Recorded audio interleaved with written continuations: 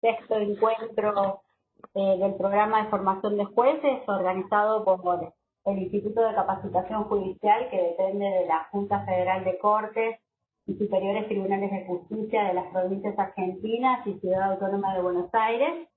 Muchas gracias a todos los que nos han venido acompañando a lo largo de estos módulos y bienvenidos a quienes hoy se incorporan y por supuesto esperamos nos sigan acompañando.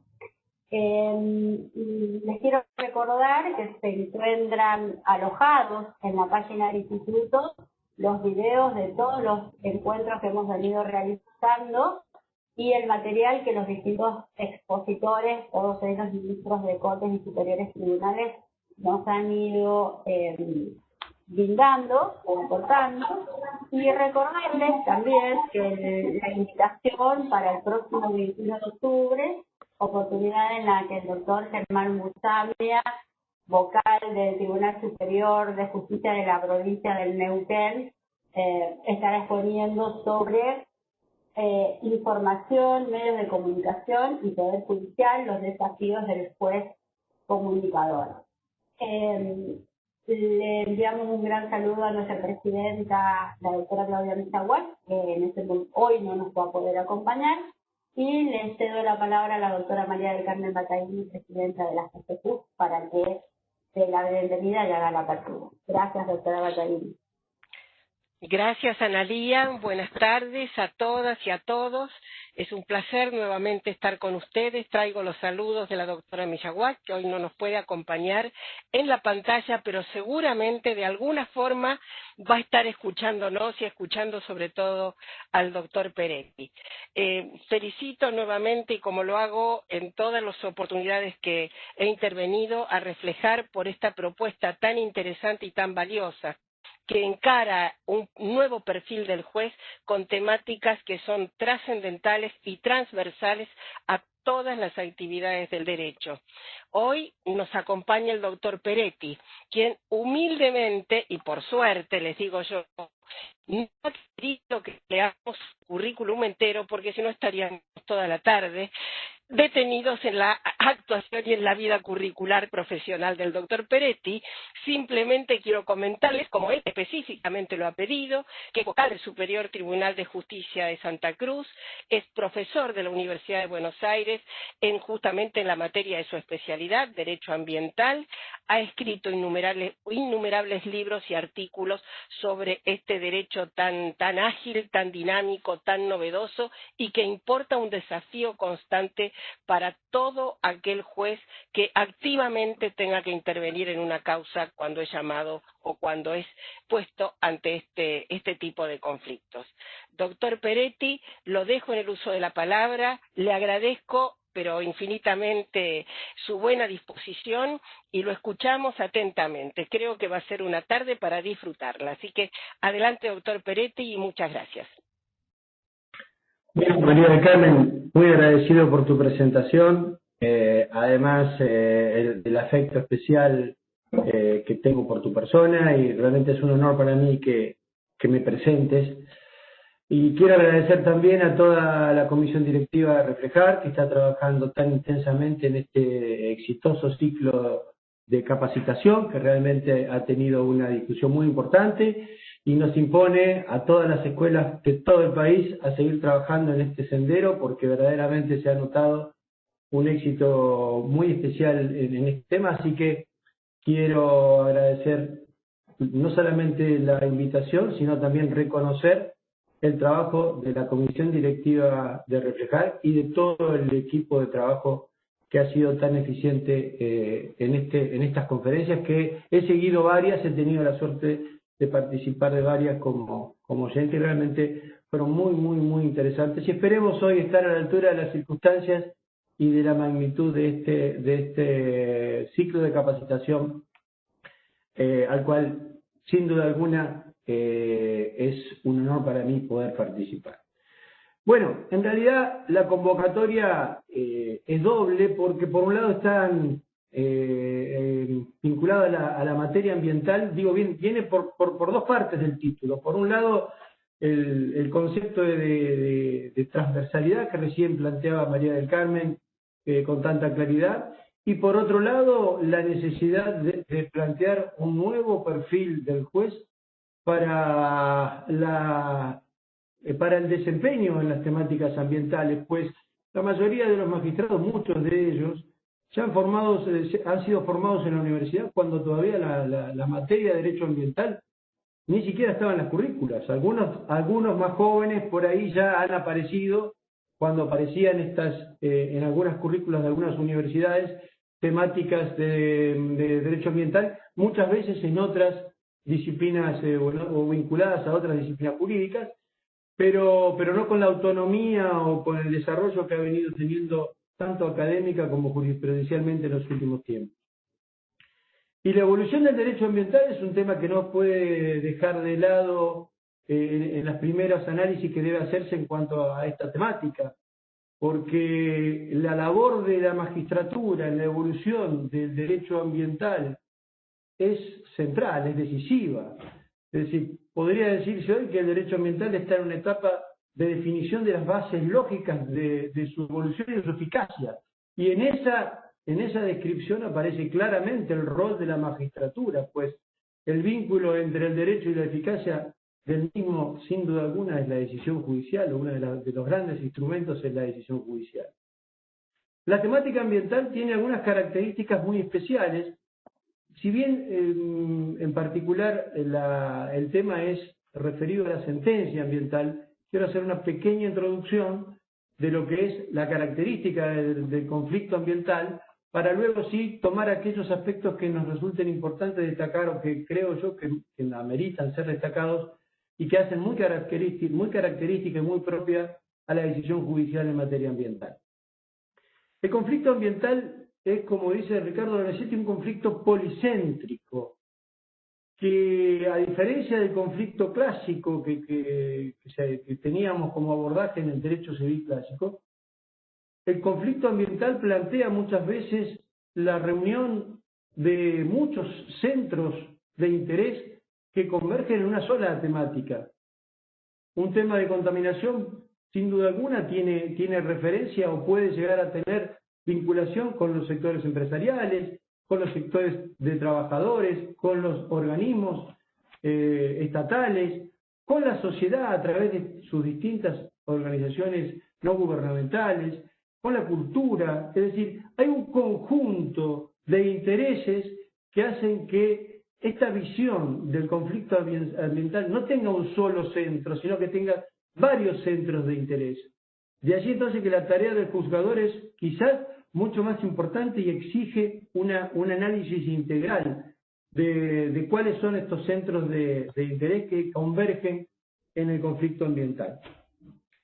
Otra de las características importantes que tiene el conflicto ambiental es que se observa un ensanchamiento en la legitimación. No es un tema que especialmente vamos a trabajar en esta charla, pero con solo referir que el artículo 30 de la Ley General de Ambiente legitima para la acción de recomposición al Estado nacional, al Estado provincial, al Estado municipal, a las organizaciones no gubernamentales, a los afectados, al particularmente damnificado y también al defensor del pueblo. Con lo cual, para la acción de recomposición ya vemos una amplitud en cuanto a quiénes son los que están legitimados.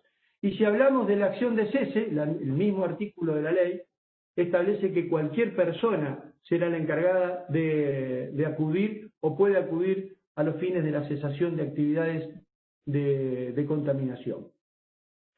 Es decir, ya vemos que la ley del año 2002 ya tenía una amplitud en esta base de legitimación, un ensanchamiento de esta legitimación, y también con el nuevo Código Civil y Comercial vemos como reflejo de esta situación, también lo vemos reflejado en la acción preventiva, donde en el artículo 1712 del Código Civil establece que tendrán legitimación para reclamar por la acción de prevención quienes acrediten un interés razonable.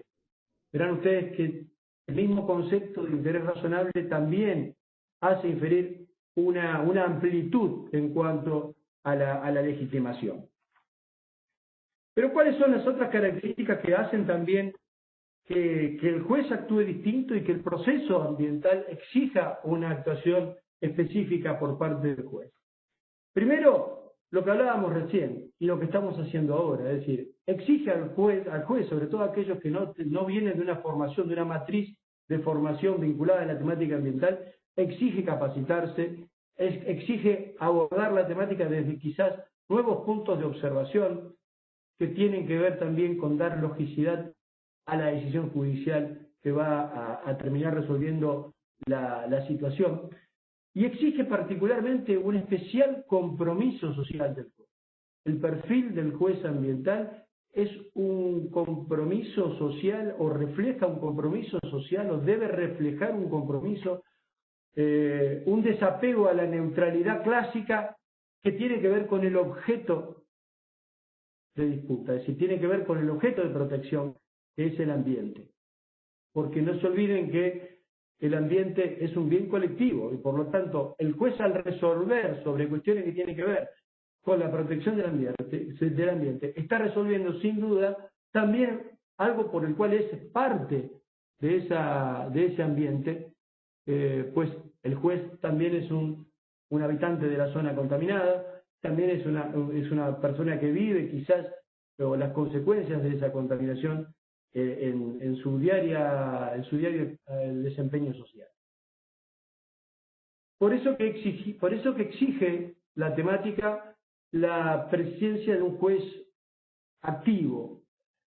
Pero sobre este aspecto es bueno hacer una reflexión. En verdad, cuando muchas veces hablamos del activismo, podemos deslizar o se pueden deslizar múltiples observaciones y múltiples visiones de lo que implica el activismo. En la temática ambiental, por lo menos en lo que a nosotros generalmente trabajamos esta temática, entendemos que el único activismo aquí que refleja o que tiene que plantear el juzgador al momento del abordaje de la temática ambiental es el activismo de la Constitución.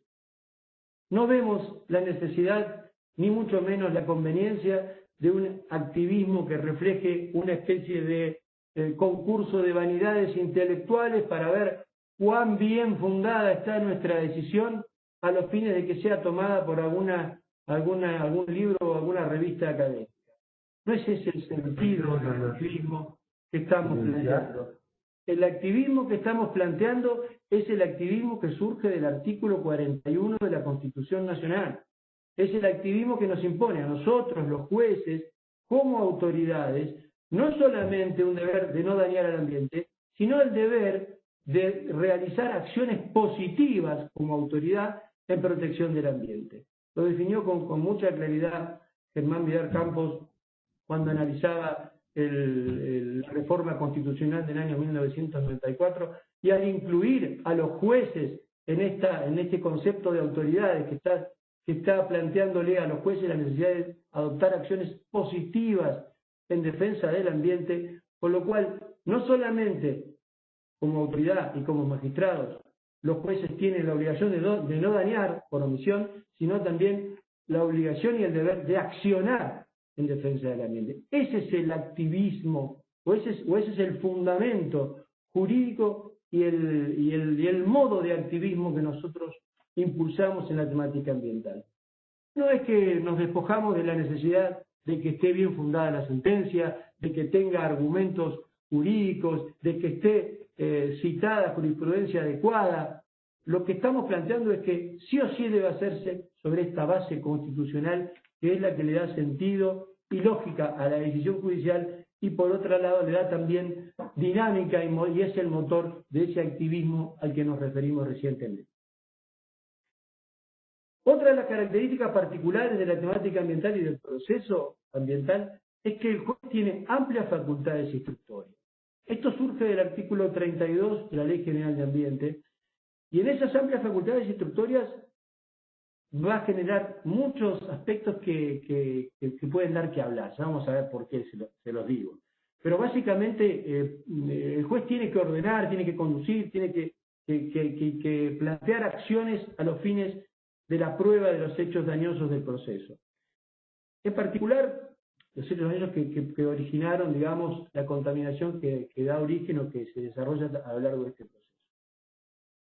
Particularmente entiendo y comparto con Jorge Peirano que en esta temática también el juez puede y debe hacer uso de su poder heurístico, es decir, de que en aquellas situaciones donde no se encuentren las normas procesales adecuadas para garantizar la protección del ambiente a través del sistema procesal, que en ese momento puede ser una herramienta que tenga el juez, tiene que buscar los mecanismos procesales destinados a la concreción final de la tutela del ambiente, siempre, por supuesto, en el marco del debido proceso.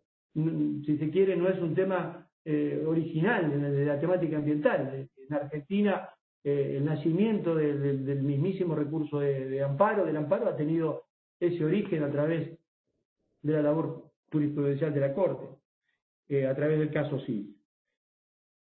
Lo importante es que el juez no puede, en la temática ambiental, realizar una interpretación literal, mecánica, de las normas procesales.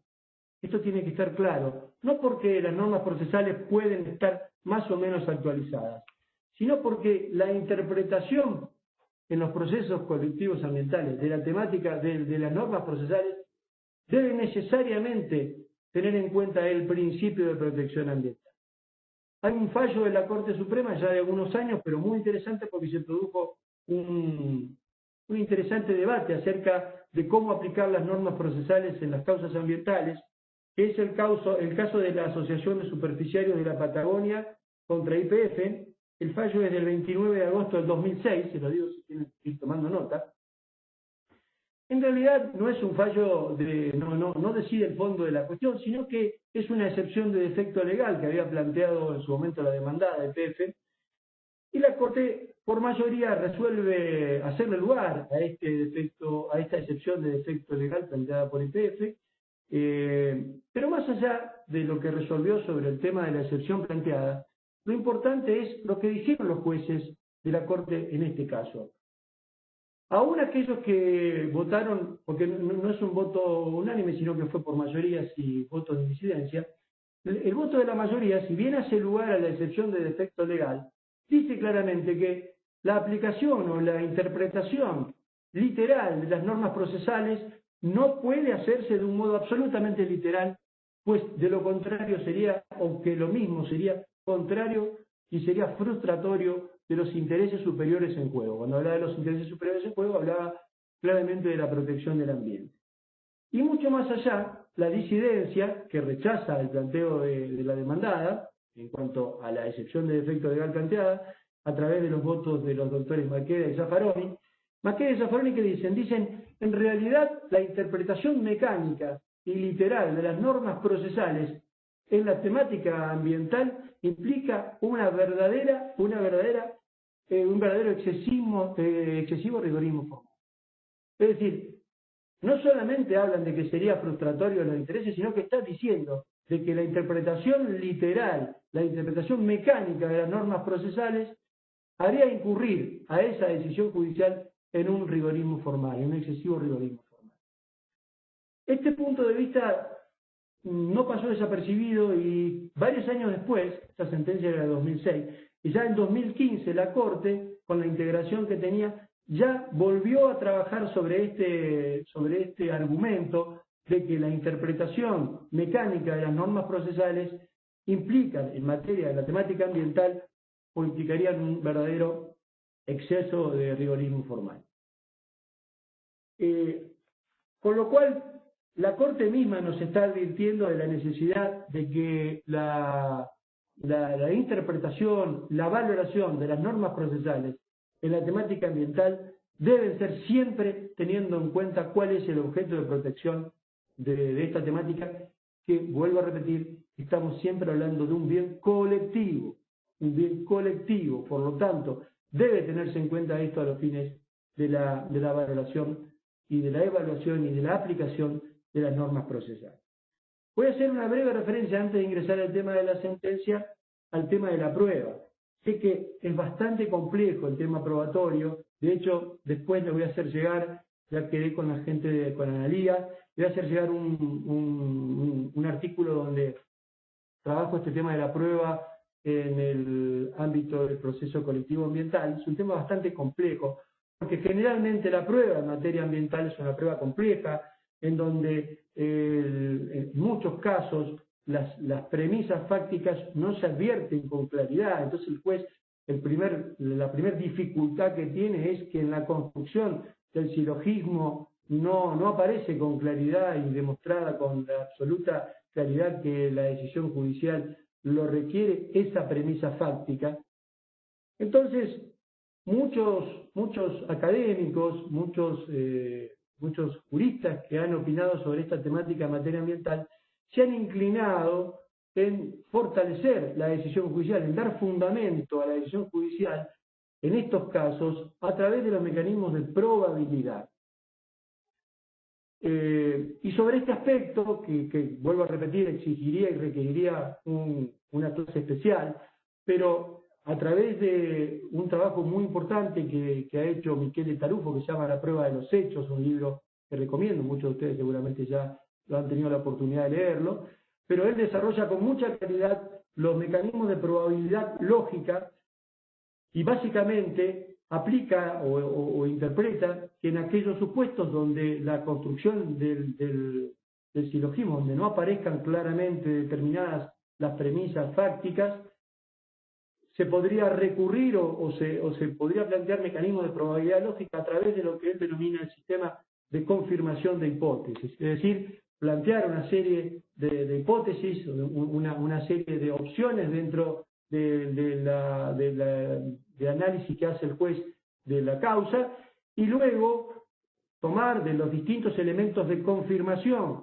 que puedan surgir en el desarrollo de la actividad probatoria, aquellos elementos que confirmen o que acepten a una de estas hipótesis planteadas originalmente a través de un sistema de inductivo, y este es el mecanismo que él plantea desde el punto de vista general en ese trabajo que vuelvo a recomendar, y que nosotros, esto sí ya es parte nuestro, entendemos que puede ser aplicable a la temática ambiental en aquellos supuestos, sobre todo en casos de contaminación donde resulta muy complejo determinar la prueba y fundamentalmente precisar el modo o las formas en que pudo haberse producido la contaminación por un lado, pero por otro lado también en cuanto a la afectación de los bienes ambientales, también es una prueba compleja.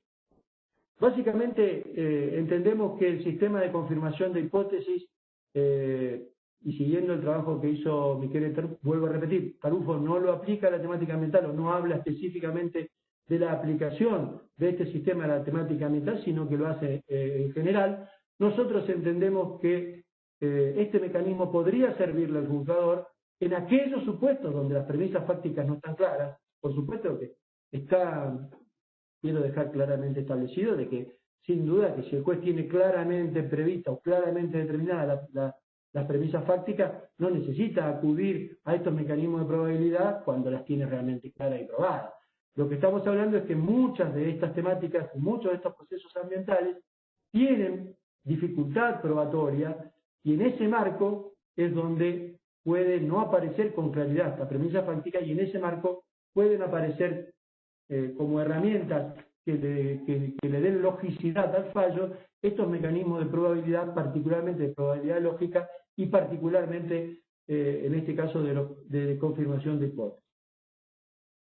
Por supuesto que este tema nos llevaría toda una jornada de trabajo, pero no quiero quedarme demasiado porque quiero fortalecer más la parte que me han invitado, que es la parte que es el interés de la charla, que es el tema de la sentencia.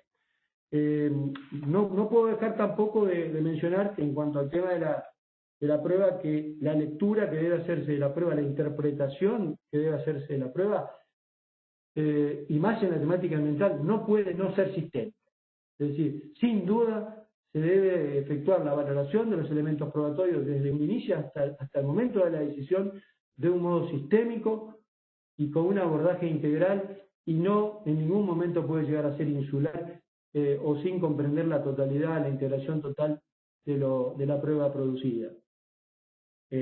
Por supuesto que que aparece la herramienta de la sana crítica en sus dos dimensiones, tanto la estática como la dinámica.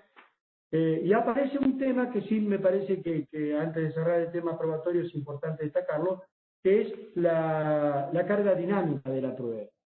En este aspecto, la temática ambiental es quizás uno de los ámbitos donde mayor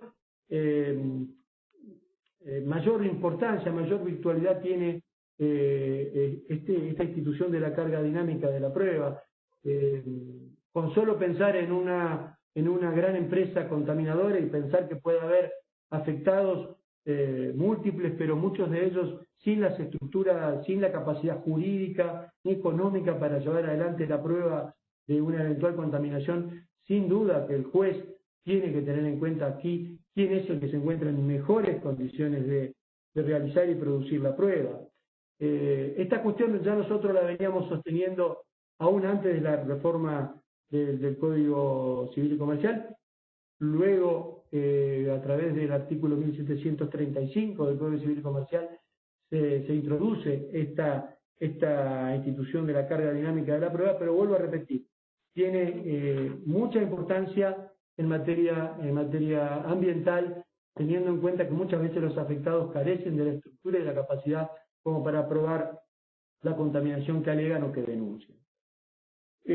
Lo último que quiero referirme con respecto a prueba es respecto al tema de las pericias, de la prueba pericial.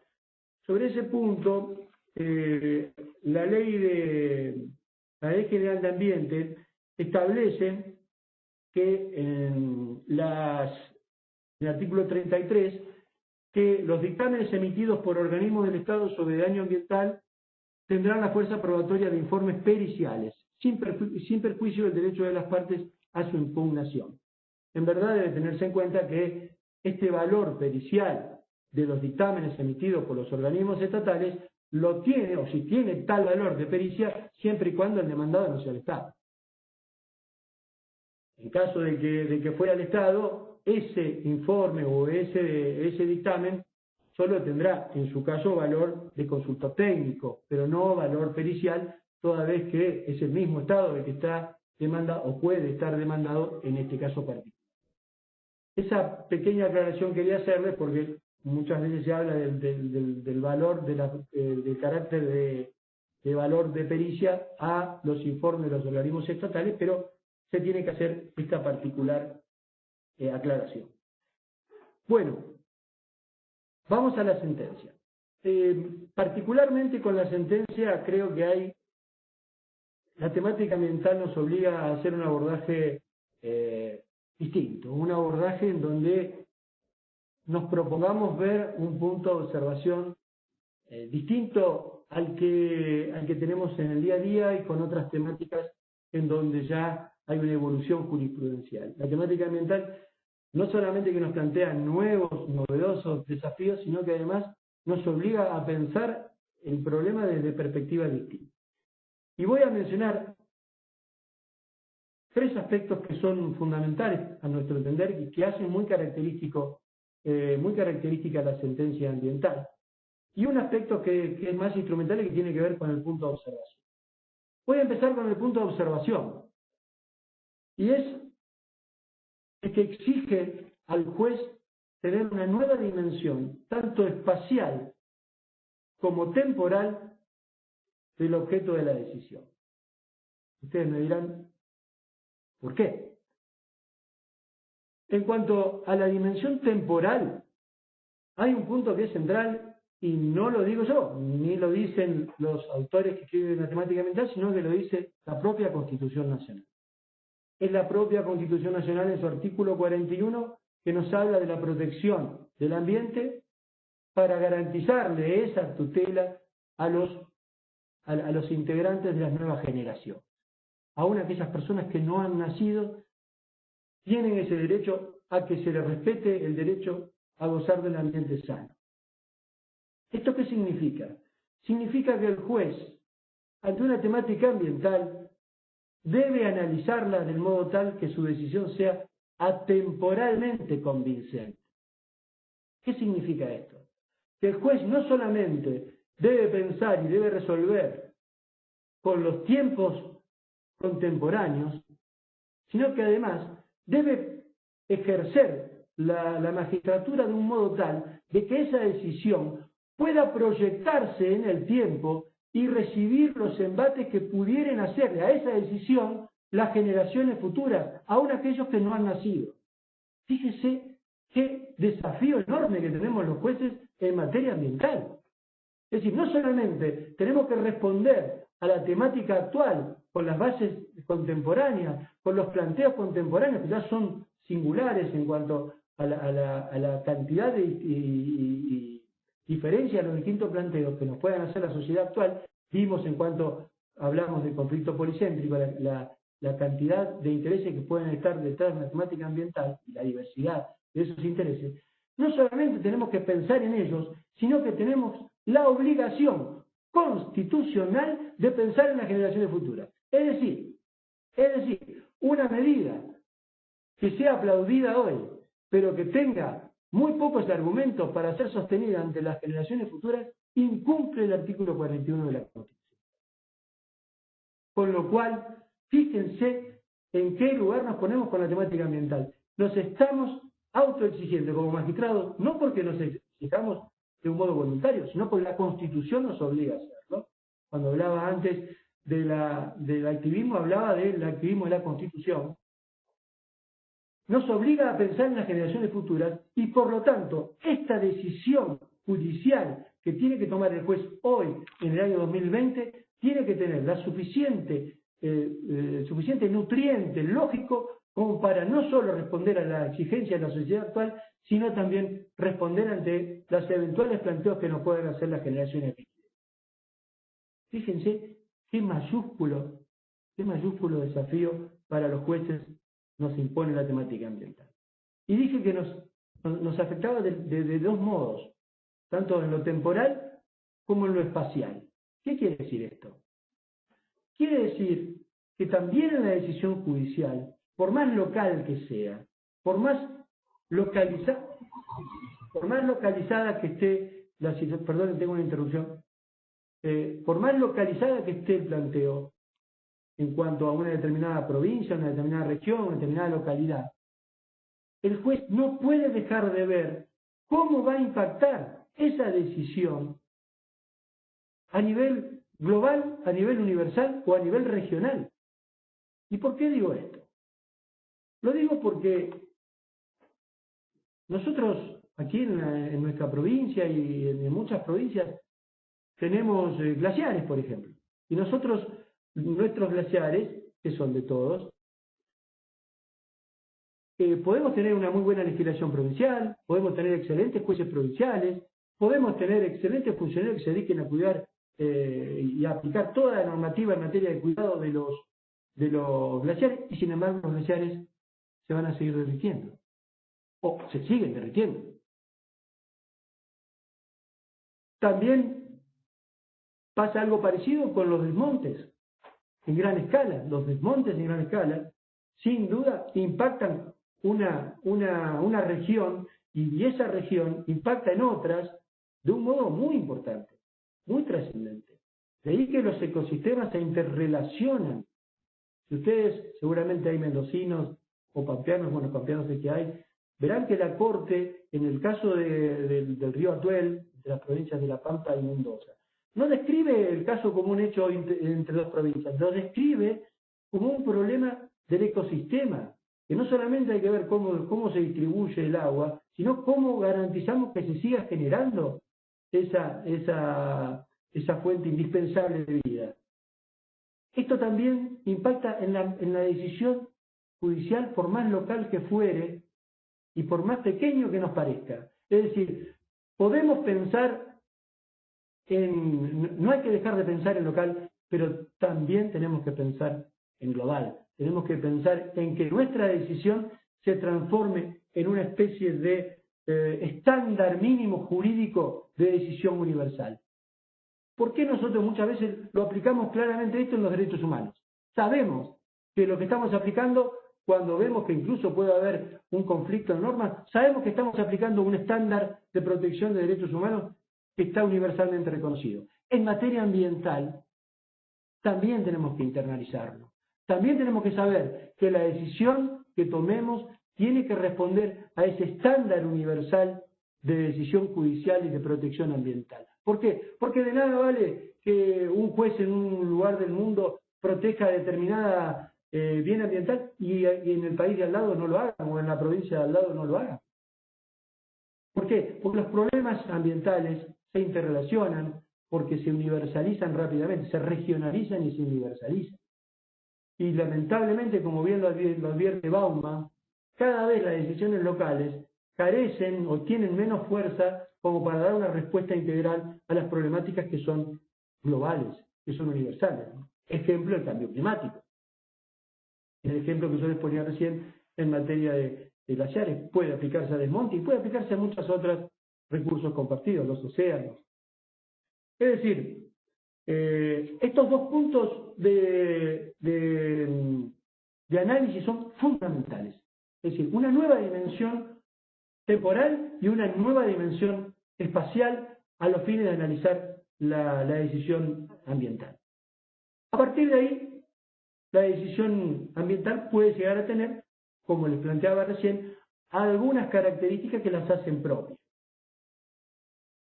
Y sin duda que estas características que son propias también pueden generar muchas veces conflictos no solamente con el modo de que nosotros lo hacíamos antes, sino con nuestras propias convicciones. Muchas veces, ustedes, el famoso concepto, bueno, pero antes nosotros esto no lo hacíamos así, nos planteamos de otro modo. Uy, cuidado con este punto que estamos haciendo una observancia de determinado principio que nunca lo hicimos de este modo. Esto se van a encontrar también en la temática ambiental. Y lo digo particularmente con una de las características singulares que tiene la temática ambiental, que es la decisión ambiental, que es la flexibilización del principio de congruencia. La flexibilización del principio de congruencia. Un tema muy importante y trascendente que exige un abordaje constitucional, pero también exige un abordaje en cuanto a la jurisprudencia. Y muchas veces, las anécdotas nos sirven como para explicar o reflejar algunas de las cuestiones que por ahí pueden llegar a resultar más complejas desde un punto de vista meramente académico. Y quiero explicar este tema de la flexibilización del principio de congruencia con una anécdota. Y esa anécdota tiene como protagonista a un órgano jurisdiccional importante. Le hace la Corte Suprema de Justicia de la Nación. No sé si, seguramente sí, tiene que haber colegas de Salta.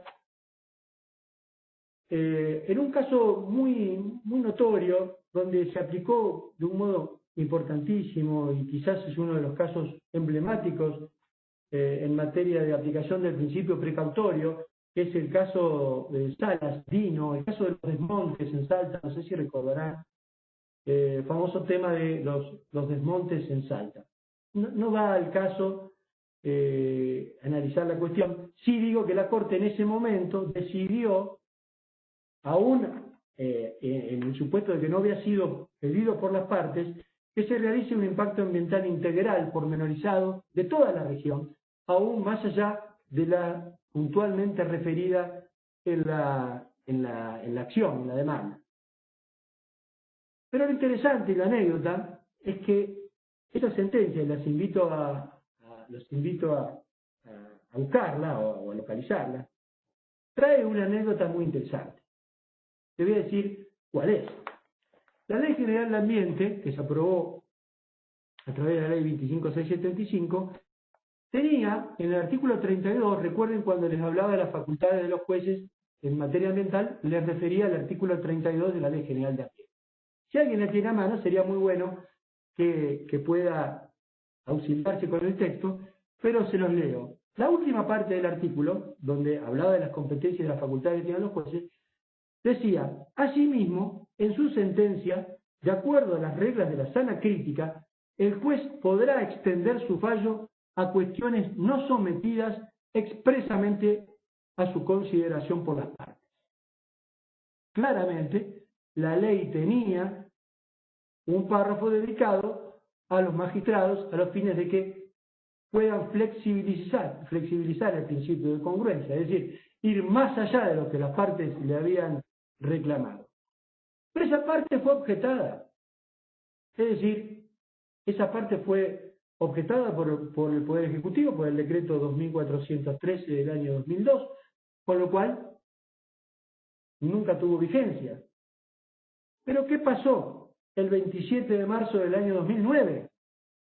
Al resolver el caso de Dino Salas, la Corte Suprema de Justicia, que dispuso realizar que se realice un estudio de impacto ambiental integral, que no había sido parte de lo que estaba pedido en el expediente, fundó esa decisión, no saben en qué artículo. En el artículo 32, última parte, específicamente en aquella parte que decía de que los jueces podían expedirse sobre aquellas cuestiones que no habían sido planteadas por las partes. Eso fue el 26 de marzo. Obviamente, el 27 de marzo del año 2009, al día siguiente, sale una aclaratoria y, como habían citado una parte de un texto legal que oportunamente había sido vetado, lo cual significaba un error para la Corte, corrigen ese error y dicen que en realidad esta posibilidad de extenderse a temas que no estaban planteados, pero que sí lo hacían a la defensa del ambiente, se fundaba no en la facultad de actuar sobre cuestiones no planteadas, sino en las normas o en las facultades integrales del juez que tenía a partir de la primera parte del artículo 32. Bueno, la anécdota es muy clara, pero en realidad, ¿cuál es el fundamento de la decisión de la Corte a los fines de que hagan un estudio de impacto ambiental integral que no había sido pedido por las partes? Fue la necesidad de flexibilizar el principio de congruencia a los fines de dar una garantía integral y a los fines de hacer una protección integral del bien protegido que era el bien ambiental.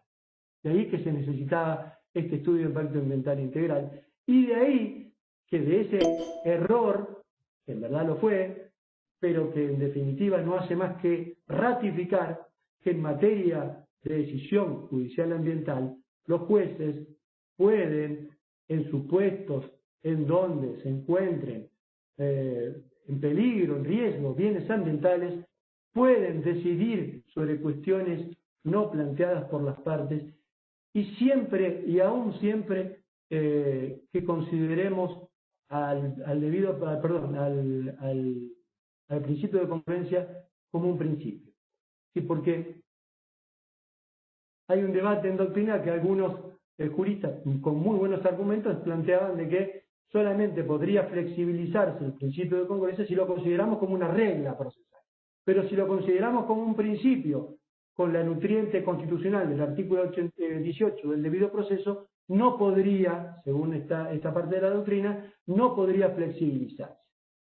En este sentido, me permito disentir, no creo que sea de que no se permitiría no flexibilizar, sino que lo que habría que hacer en estos supuestos es utilizar el principio de ponderación, en caso de los principios, y utilizar los principios de ponderación, que claramente lo refleja en su libro La decisión judicial Ricardo Lorenzetti, y trabajar por un lado el debido proceso, por otro lado la protección del ambiente, y ponderar, es decir, pesar uno u otro, en este caso particular, para determinar si resulta absolutamente imprescindible a los fines de la protección del ambiente flexibilizar el principio de congruencia en determinada causa en particular y siempre actuando sobre, no en abstracto, sino sobre el caso concreto.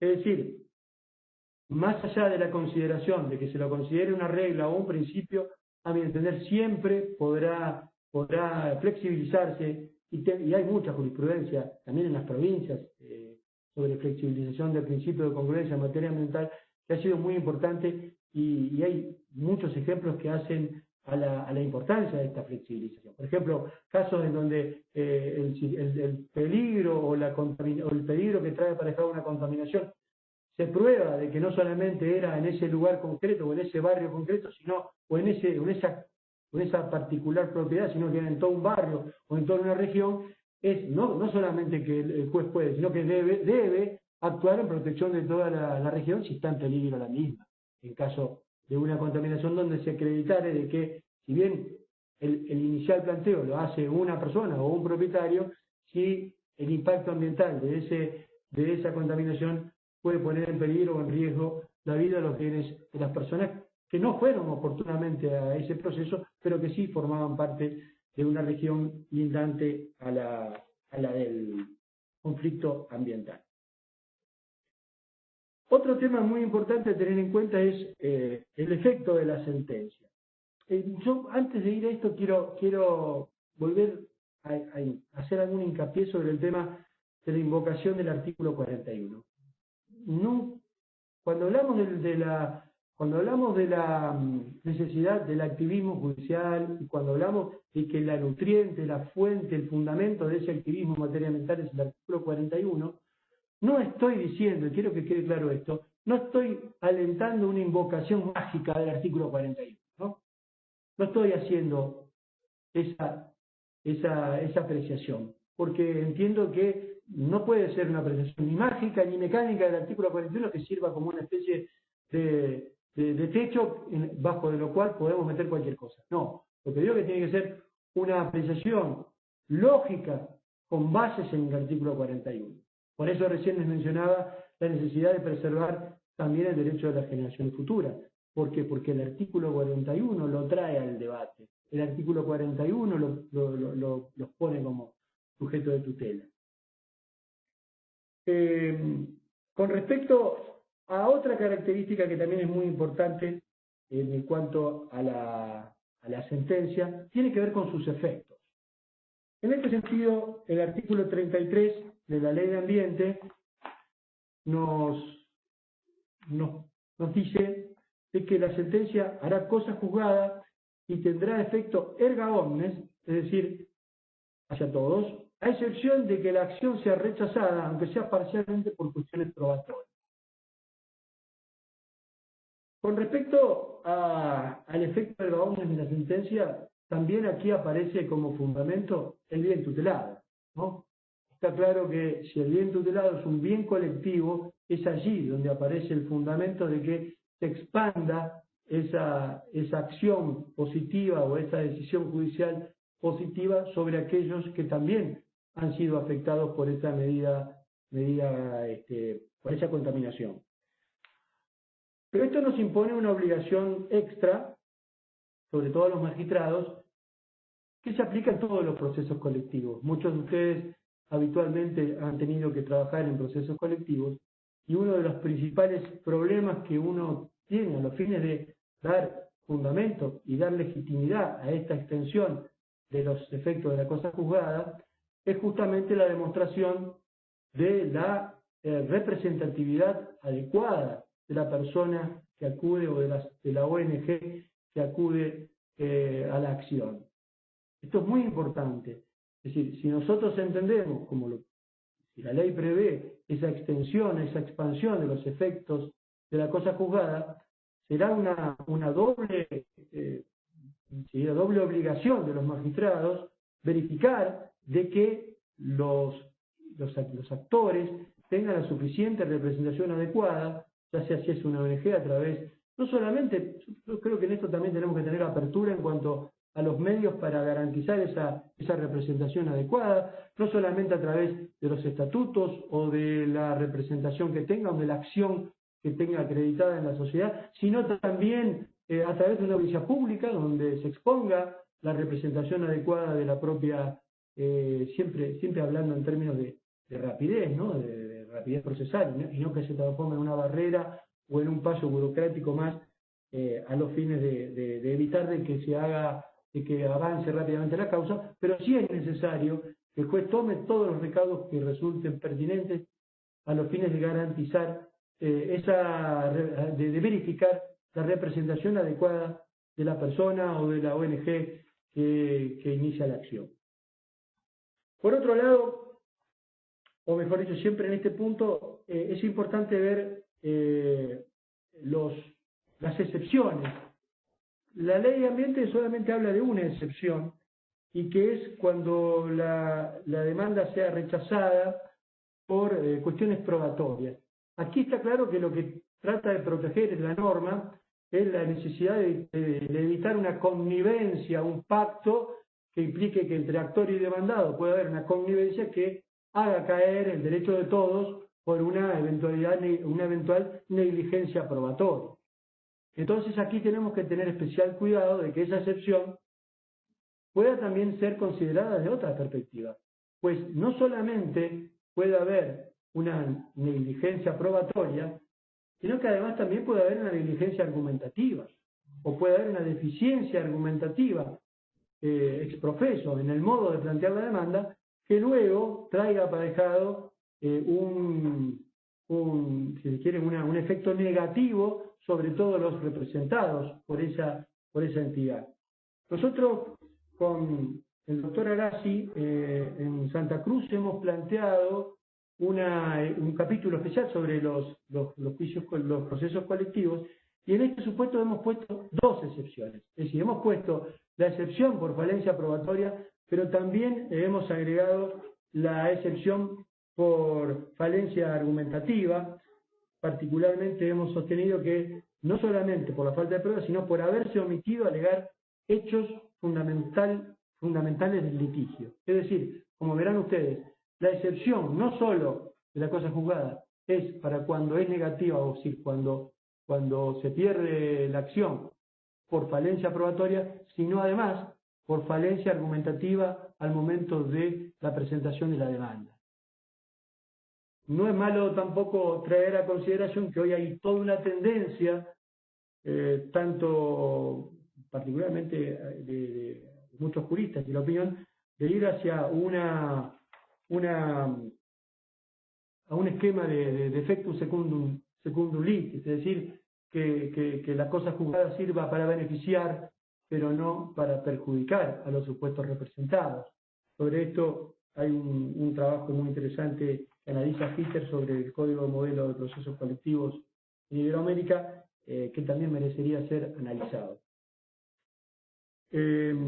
Particularmente entiendo que estas cuestiones deben analizarse con mucha prudencia, pero deben ser siempre tutelados los efectos nocivos de la onda, es decir, la onda expansiva nociva de la sentencia rechazada, sobre todo para casos de afectados que no han tenido participación directa en el proceso, sino que lo han hecho a través de esta representación, y que por lo tanto estas dos excepciones que nosotros planteamos, y podría haber otras más, son fundamentales al momento de decidir o de entender cómo se expande o no la cosa juzgada de la decisión ambiental.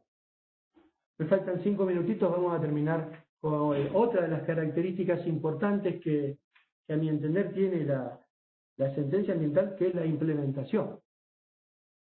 La implementación es una de las grandes preguntas que nos hacen siempre en cuanto a, bueno, ¿cuál es el límite de la decisión judicial? ¿Hasta dónde llegar con la decisión judicial ambiental sin menoscabar, sin vulnerar, sin ingresar en las facultades de los otros poderes del Estado, particularmente el poder administrador? Este es un tema clave. Este es un tema clave. Y debo decir que es una de las preguntas que siempre nos hacen cuando hablamos de estas cuestiones de cómo se implementa la sentencia. Entiendo que al respecto, la pregunta clave a preguntar es el qué y el cómo. Es decir, como bien lo aclara Ricardo Lorenzetti, el qué es qué se decide, qué es lo que hay, cuáles son las acciones que deben sí o sí realizarse a los fines de la protección ambiental. ¿Qué se decide? Es una decisión siempre jurisdiccional, estando, por supuesto, en el ámbito de su decisión una cuestión ambiental y estando dentro de sus competencias. Bueno, la otra pregunta es el cómo se resuelve la cuestión. Es decir, cuáles son los mecanismos, los modos en los cuales se debe resolver la temática ambiental, si por ejemplo una tarea de recomposición, que es una de las más características de la temática ambiental. El juez puede y debe decir qué es lo que hay que hacer. Hasta aún puede fijar etapas, puede fijar pautas para su cumplimiento, pero no puede decir el cómo. O ese es el límite, porque el cómo forma parte de la decisión del poder administrador. El juez tiene que establecer una microinstitucionalidad con el poder administrador diciéndole esto hay que hacer. Y es el poder administrador quien tiene que tomar los recaudos administrativos, financieros, técnicos, presupuestarios para poder llevarlo a cabo. Quizás sería muy frustratorio para una decisión judicial que sea la propia justicia, como ha pasado en algunos lugares del mundo, que se ponga arriba de sus hombros el procedimiento de trabajo, la selección de los mecanismos, la selección de las opciones administrativas, cuando en realidad eso tiene que ser parte del poder administrador. Es decir, yo creo que en esta respuesta entre el qué y el cómo, muchas veces es compleja, muchas veces no es una línea claramente demarcatoria, sino que tiene grises desde el punto de vista de la diferenciación, pero creo que es la que nos puede dar una respuesta en cuanto a cuál es el objeto de la decisión, cuál es el límite de la decisión judicial en estas temáticas, máximo cuando estamos hablando de cuando son órdenes orientadas hacia el Estado a los fines de realizar determinada acción de recomposición o de reparación in natura, ¿no? Es decir, devolver las cosas al estado anterior a la contaminación. Estas son algunas de las características que yo quería marcar de la sentencia ambiental. Y por supuesto que no quiero dejar de advertir que el tema probatorio lo hemos tomado muy por encima a los fines de no perder el tiempo que teníamos para señalar cuáles son las características concretas de la sentencia ambiental. Porque la sentencia ambiental es una sentencia típica, ¿no? Muchas veces vemos sentencias ambientales que, lejos de poner fin a un proceso, podríamos decir que son iniciadores de un proceso. Sentencias que ponen inicio a un proceso que muchas veces puede durar meses, muchas veces puede durar años, y quizás, bueno, lo vemos en el caso del caso Riachuelo, que es una sentencia emblemática de la jurisprudencia ambiental de Argentina. Vemos cómo se está desarrollando en el tiempo, y esa sentencia no es que ha tenido debilidades en cuanto a su formulación, no, al contrario, pero sí ha planteado una serie de pautas que sí o sí necesitan cumplirse en el tiempo. Habrá que, por supuesto, verificar cómo se cumplen, para lo cual hay un mecanismo de microinstitucionalidad que crea la propia sentencia del caso Mendoza a los fines de controlar este cumplimiento. Quiero decir una última reflexión final y que creo que tiene que servirnos no solamente para la temática ambiental, nosotros lo planteamos sí para la temática ambiental por la importancia que tiene, pero también para otras temáticas que hoy aparecen transversalmente en la decisión judicial y que son cuestiones a tener muy en cuenta. En el caso del derecho ambiental particularmente, creo que el derecho ambiental refleja una verdadera transición en el derecho. Nosotros, los abogados y las abogadas, generalmente hemos banalizado algunos términos. Y el término de transición es un término muchas veces banalizado. ¿Qué significa cuando digo que está banalizado? Le hemos dado trascendencia a cuestiones que no eran tanto, y hablábamos de transición, cuando en verdad eran pequeñas modificaciones legislativas, criterios interpretativos que iban un poco más allá, un poco más acá. Pero hoy yo creo honestamente que estamos en un verdadero periodo de transición. Y en la temática ambiental se ve claramente expuesta esta cuestión. Nosotros hoy tenemos un replanteo filosófico y jurídico de la temática ambiental, donde hoy aparece una ruptura o una crisis de esa estructura dualista de análisis hombre-naturaleza que reflejaba la filosofía cartesiana y que dio origen a todo nuestro sistema jurídico positivo.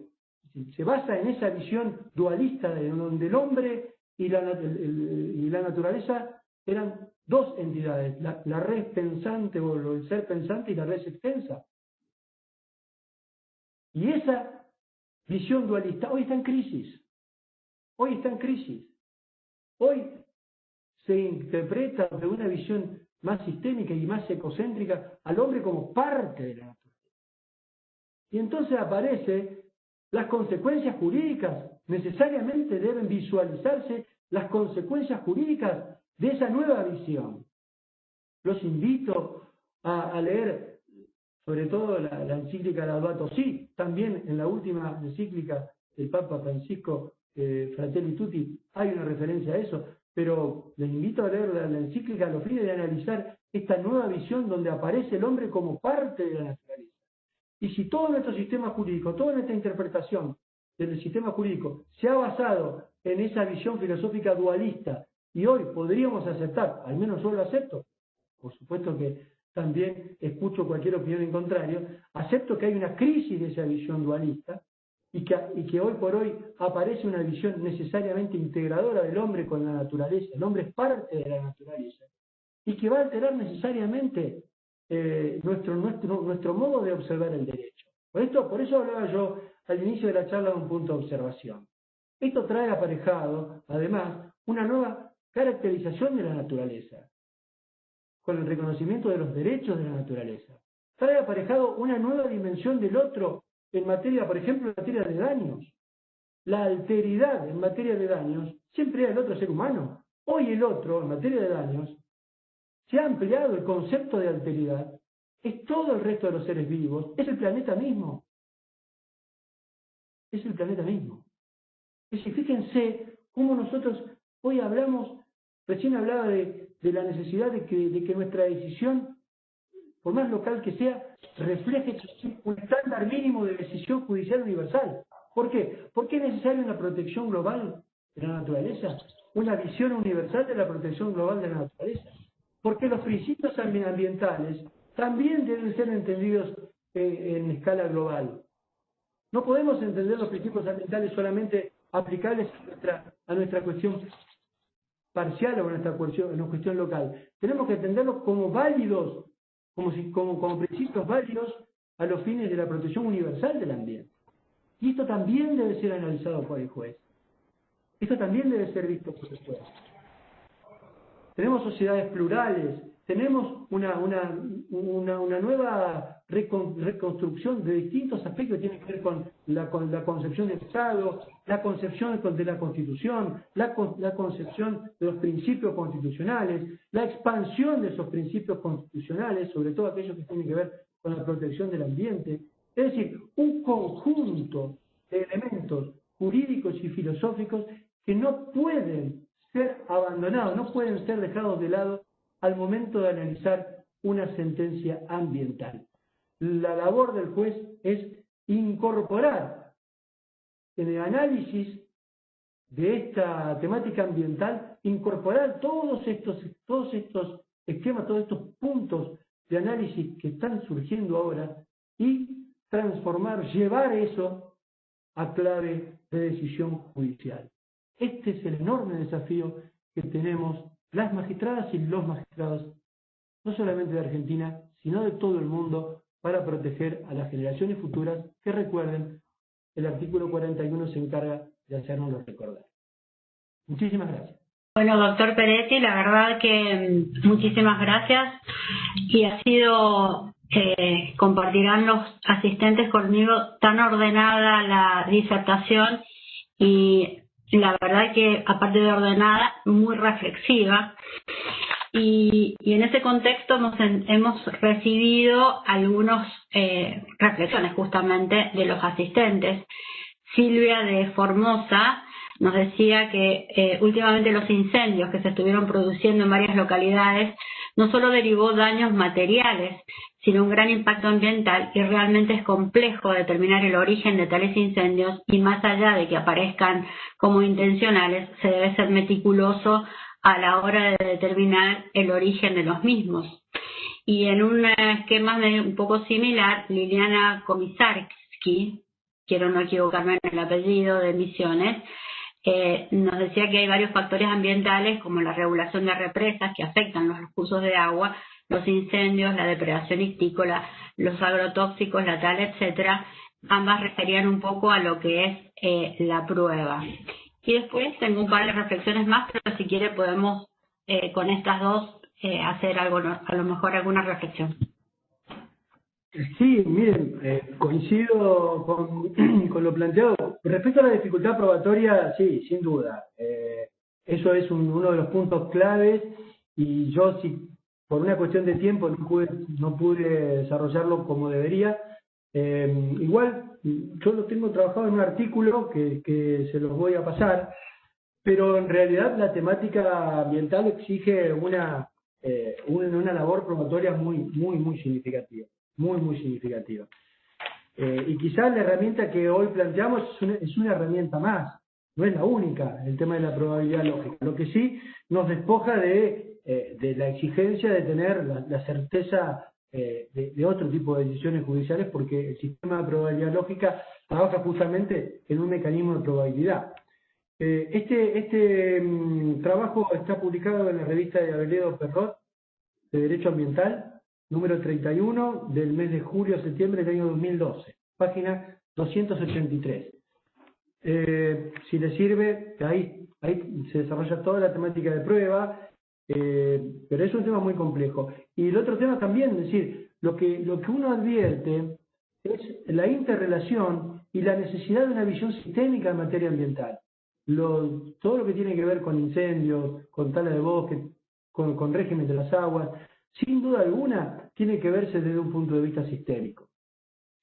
Es absolutamente imprescindible que debe ser visto desde un punto de vista sistémico. De allí que yo le estaba planteando la necesidad de que muchas veces esta visión sistémica excede incluso los límites de la jurisdicción del juzgado, a veces puede también ir más allá de la jurisdicción de una provincia y puede ir mucho más allá también de la jurisdicción de un país. ¿No? Porque digamos, los incendios forestales masivos y la depredación o los desmontes o las distintas especies animales que están sufriendo casi su extinción en algunos sectores del mundo, eso impacta decididamente en el mundo, en el resto de la sociedad. Miren, nosotros, María del Carmen, seguramente un poco más que nosotros, pero en esta época, otra anécdota de cómo impacta y cómo es global la temática ambiental. Fíjense que nosotros ahora tenemos este año, María del Carmen y Tierra del Fuego, más que nosotros en Santa Cruz, pero también nos estamos sufriendo, una expansión este año nuevamente del agujero de ozono. Este año nuevamente el agujero de ozono pasa a ser más grande que el del año pasado. Es decir, con todos los efectos que puede llegar a tener negativos sobre la población. Y sin duda alguna, todas son cuestiones interconectadas. Cuando hablamos de los glaciares, realmente estamos hablando de un fenómeno que sí o sí debe interpretarse en escala global. Es cierto lo que afirma el doctor Peretti, las decisiones de todo magistrado no solo impactan en las partes de un determinado juicio, sino en la sociedad toda. Yo incluso, sí, agradezco el aporte que hace la colega o el colega. Básicamente es lo que uno trata de explicar, ¿no? Cuando hablamos de la sociedad toda, a esa sociedad toda, además, se debe anexar aquellos que aún no nacieron. Y si estamos hablando, por ejemplo, de un bien ambiental que sabemos que sí o sí va a formar necesariamente o debe formar necesariamente parte de un ecosistema que solamente ese ecosistema puede garantizar la vida y la subsistencia de las generaciones futuras, sin duda que además de lo que dice la colega, además de eso, es decir, de tener en cuenta el conjunto de la sociedad, se debe también tener en cuenta los derechos de las generaciones futuras. Así que fíjese qué enorme desafío. Cuando hablaba yo de la sentencia atemporalmente convincente, es muy complejo. Cuando uno estudia jurisprudencia, desde que lo estudiamos en la época de la facultad, y veíamos jurisprudencia de 30, 40 años, o 50 años, decimos, bueno, Esta jurisprudencia se dio en un marco determinado de la evolución del derecho, en donde la legislación era de determinada manera, los regímenes constitucionales todavía no tenían incorporado determinadas cuestiones, y uno tiene una especie de piedad lógica por la aplicación de esta visión temporal de la decisión o de la opinión del juez o del jurista que la dijo. Pero ¿saben qué? En la temática ambiental, esa piedad no van a tener con nosotros si es equivocada. ¿Por qué? Porque nosotros nos van a decir, mire, ustedes está bien, lo hicieron hace 30 años, 40 años, pero miren que la Constitución de ustedes les decía que tenían que protegernos a nosotros. Imagínense todos una charla virtual con un grupo de jóvenes de acá 50 años. Una charla virtual porque muchos de nosotros seguramente no podemos participar. Pero imagínense esa charla, donde yo les diga, bueno, mire, imagínense, yo estudiaba a los juristas de hace 50 años, y no era tan riguroso con ellos porque sabía que hace 50 años atrás había muchas cosas que no habían evolucionado, que había instituciones que todavía estaban en evolución y que por lo tanto esa visión hoy errónea en aquel momento no era tal. Entonces me van a contestar las generaciones futuras, me van a decir, no, pero usted tenía acá la obligación, porque está el artículo 41 de la Constitución, estaba vigente, usted no tenía que, además de solucionar el conflicto ambiental con una visión contemporánea, debía además tener una visión de futuro. Si hoy el futuro se incorpora al análisis de la decisión judicial, cosa que no era el condimento clásico de la decisión judicial, hoy lo es. Y lo es por decisión de la Constitución, no por vanidad intelectual, eso es lo que quiero que también quede claro. ¿Cómo se resuelven los conflictos de daños ambientales causados por actividades productivas autorizadas, como por ejemplo los desmontes? Bueno, primero voy a hacer una reflexión respecto a lo que el comentario que hablaban de los océanos, de la contaminación de los océanos. Y cuando hablamos que nosotros somos parte de un todo que se llama planeta y que también somos parte de otro todo que se llama universo, del cual conocemos muy poquitito, quizás esta cuestión no sería tan difícil de interpretar y de entender en cuanto a esta interrelación sistémica entre la actividad humana en un sector del planeta y una visión sistémica integral del planeta universal. Quizás nos ayudaría a nosotros ir, aunque sea 5 minutos, estar a una altura suficiente que nos permita ver el planeta totalmente íntegro. Y esa dimensión nos va a dar la certeza de lo pequeño que somos. Y cuando decimos de lo pequeño que somos, digo, tomar conciencia de lo pequeño que somos en el planeta y tomar conciencia de lo pequeño que es el planeta en el universo, creo que nos va a despojar de muchas ataduras históricas que nos han puesto a los seres humanos como dueños y señores de un planeta que en el mejor de los casos nos han prestado, ¿no? No que somos los dueños y señores y podemos hacer sobre él todo cuando se nos ocurra. Otra de las cosas que también deben ser incorporadas en la interpretación judicial. Respecto a los desmontes, sí, comprendo perfectamente. Bueno, en realidad, cuando hablamos de los desmontes autorizados, uno, cuando habla de una autorización, necesariamente tiene que analizar que detrás de esa autorización debe y necesariamente tiene que existir un estudio de impacto ambiental. Es decir, no puede haber una autorización de un desmonte que no tenga el respectivo relato o el respectivo sustento en un estudio de impacto ambiental de la región. Lo que puede estar, se podrá discutir si ese estudio de impacto ambiental está bien o mal hecho.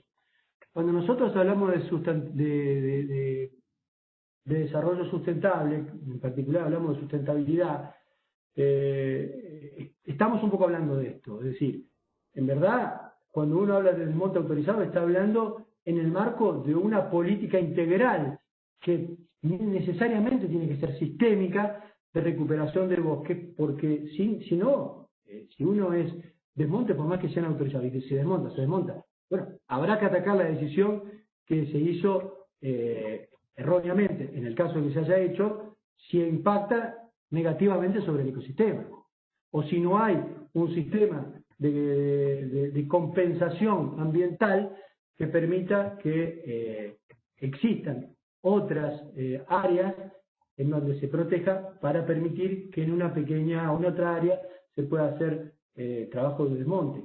Lo que sin duda alguna se debe hacer, o no se debe hacer, es hacerlo sin el correspondiente estudio de impacto ambiental. De hecho, ese es el único fundamento que le puede dar. Y después, por supuesto, también, aún el estudio de impacto ambiental puede tener errores, aún esa decisión puede ser equivocada, y para eso está la vía jurisdiccional. Y allí es donde nosotros tenemos que actuar. Creo que algunas de las pautas de actuación han sido conversadas en estos minutos de charla. El sistema no puede dejar de funcionar, más que lo veamos de una perspectiva, ya sea una perspectiva desarrollista o una perspectiva de la sustentabilidad ambiental, de cualquiera de los ámbitos, sí o sí tiene que pasar por la decisión judicial. El doctor Fernández Mendía le hace llegar una pregunta y es si es problemática las integraciones de litis. Sí, Eduardo, efectivamente. Bueno, uno de los temas centrales de los conflictos ambientales y de los procesos colectivos ambientales es ese. Yo por eso hice especial hincapié, quizás no lo voy a trabajar demasiado por una cuestión de tiempo, pero cuando yo hablaba de la necesidad de que las representaciones adecuadas sean efectivamente reconocidas y trabajadas, tiene que ver porque de garantizar la representación adecuada o de que el juez tenga la certeza de que hay una representación adecuada por parte del actor, también vendrán las consecuencias jurídicas, ¿no? Que tiene que ver con la expansión del efecto de la cosa juzgada. Es decir, la integración de la litis es compleja y en cuanto al tema de la representación adecuada es quizás la clave de la llave que abre el proceso colectivo y lo lleva hacia las bases lógicas. La necesidad de verificar la representación adecuada. Pero sí, es compleja, Eduardo, tenés razón. Si me permite, doctor, un par de preguntitas más y... Lo que quiere. ¿Hay alguna causa actual que repite en la Corte Suprema por el uso de glifosato? Bueno, de glifosato hay una causa, yo no sé si decirte si está en la Corte. Lo que hay es un fallo muy importante de la provincia de Santa Fe, hecho por la Cámara de Apelaciones de la ciudad de Santa Fe, con la Cámara de Apelaciones de la ciudad de Santa Fe, pero el caso es de San Jorge, donde ha trabajado ese tema. Y después en Entre Ríos también se ha trabajado ese tema, y sí, el tribunal ha habido casos donde particularmente tenían que ver con la cercanía de los lugares de las escuelas. No sé si recordarán los colegas enterrianos que están conmigo, que no sé si está en la Corte ahora esa causa, me deberían ayudar, pero el Tribunal Superior ya la falló, y porque también en Entre Ríos tienen ahí el fallo Majul, que es el de los humedales. De glifosato, lo tendría que verificar si está en este momento, pero bueno, estas son las dos causas emblemáticas, los dos fallos emblemáticos de la justicia de Santa Fe. Tiene ya unos años, está firmada por los camaristas del doctor Müller, el doctor Saus. Es un fallo muy interesante de la Cámara de Santa Fe. Y el de Entre Ríos, bueno, pasó ya también por el Tribunal Superior de Justicia, y bueno, seguramente hay colegas de acá y quisiera que opinen ellos sobre esos fallos. Los he visto, y esos son los dos casos donde se ha trabajado el tema del glifosato. Más importantes, ¿no? Hay muchos otros, pero digo, los casos más importantes en cuanto a decisión judicial. Sí, acá el doctor Vigilio Galanti nos aporta que Entre Ríos en la Corte la tiene.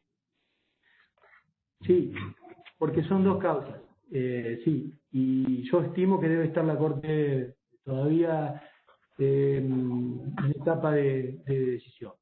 Pero es esa, le agradezco al doctor el dato, pero es una de las causas más emblemáticas, porque además tiene que ver, fíjense, con lo que yo recién les hablaba, con el tema de la interrelación de distintos intereses.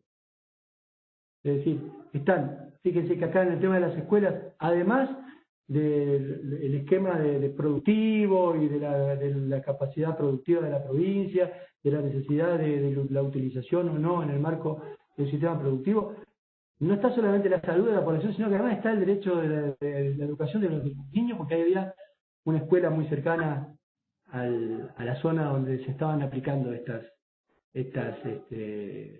glifosatos. Y finalmente, doctor, para ir cerrando, una reflexión que también llega desde Formosa, Silvia Benítez dice: la pandemia COVID-19 sin duda ha producido un gran impacto ambiental, se redujo el transporte terrestre aéreo, se obliga a que los hábitos que adoptan las personas en general sean ahora de limpieza extrema. Una reflexión como para ya ir cerrando este día. Bueno, qué interesante traer el tema del COVID en una charla ambiental, ¿no? Mucho se ha escrito, de hecho estamos trabajando ahora un libro de ese tema justamente, porque la temática del COVID tiene un aspecto que lo hace muy, muy singular en cuanto a su vínculo con la temática ambiental. Si ustedes pueden tomar una mínima reflexión de lo que hablamos hoy, hablamos del carácter universal y de las dificultades de las decisiones locales para contener o para dar una respuesta integral a problemas que son globales. Bueno, yo les mencionaba el problema del cambio climático, y sin duda alguna, una problemática global como una pandemia, creo que es el ejemplo más adecuado de esta insuficiencia, de esta incapacidad que tenemos naturalmente, porque los sistemas jurídicos locales están hechos para dar respuestas locales, pero ante una pandemia universal se nota sin duda lo que decía Bauman, es decir, cada vez la mayor universalización de la problemática, y cada vez la decisión local se hace más difícil en el marco de una temática que es una temática universal. Creo que del COVID, sin duda alguna, hay un vínculo directo con la temática ambiental. En particular, la transformación que esto va a traer aparejado el mundo. Yo no quiero ingresar en esa filosofía de cuarentena, ¿no? Que estamos hoy, que vamos a ser mejores, que vamos a ser peores, que vamos a aprender a ser solidarios, que no quiero ingresar en eso, pero sí voy a hacer una reflexión sobre un temita que escribí en un libro junto con el doctor Néstor Caferata, mi gran amigo, y lo escribimos antes de la pandemia. Nosotros entendíamos que el derecho ambiental como tal hoy tiene dos grandes pilares, que son la sustentabilidad y la solidaridad. La solidaridad entendida no solamente desde el punto de vista sociológico, sino además como sustento jurídico del derecho ambiental. Y ambas, la sustentabilidad y la solidaridad, se deben interpretar en clave universal. Y que sin duda alguna que si uno lee por ejemplo, las reflexiones, vuelvo al Papa Francisco en este punto, que ha hecho sobre el tema del COVID, sin duda que transitan sobre esa base. ¿Por qué? Porque las respuestas universales solamente pueden darse en el marco de una globalización positiva, no una globalización negativa sustentada en valores materiales, puramente materiales. La valoración positiva es aquella, la globalización positiva es aquella que se sustenta, se hace base en la solidaridad y la sustentabilidad. Y en eso el derecho ambiental tiene mucho que decir, porque son sus bases. La solidaridad y la sustentabilidad son las bases, a nuestro entender, son las bases del derecho ambiental. Y por lo tanto, estas temáticas que sin duda alguna se presentan desde una perspectiva universal deben ser planteadas y hecho un abordaje desde una visión sistémica, y cuando hablo de sistémica no hablo solo de tu casa, de tu ciudad, de tu región, sino que hablo de toda la humanidad. Y el derecho ambiental tiene mucho que decir sobre eso. Quería agradecer a todos por la atención, por las preguntas y por los aportes, y los convoco a una cuestión que me parece que es central. Cuando hablaba en la exposición decía la necesidad de tomar conciencia de esta nueva agenda, de este nuevo escenario. Y creo que lo tiene que hacer la humanidad en su conjunto, la sociedad en su conjunto, pero que los magistrados creo que somos los que más responsabilidad, uno de los que más responsabilidad tenemos en esta incorporación de esta nueva agenda. Así que muchísimas gracias por la atención y por los aportes que han hecho. Bueno, muy bien, Enrique, realmente un placer, como siempre, escucharte. Precisa, clara, realmente no sé cómo hiciste para en una hora no solamente hablarnos de la interpretación de la ley del ambiente, sino también del proceso y llegar a la sentencia. Y sobre todo, concientizarnos sobre la necesidad de esa flexibilización que debemos tener. Y la verdad que has dejado muy, muy en claro que el perfil del juez que está en la temática ambiental o que tiene que decidir sobre la temática ambiental, sin duda que hace a la responsabilidad social de ese juez. ¿Por qué? Porque formamos parte integral de algo que es vital para todos, como es el ambiente, o como decía nuestro amigo Hugo, el entorno, ¿no es cierto? Así que gracias, Enrique, ha sido un placer escucharte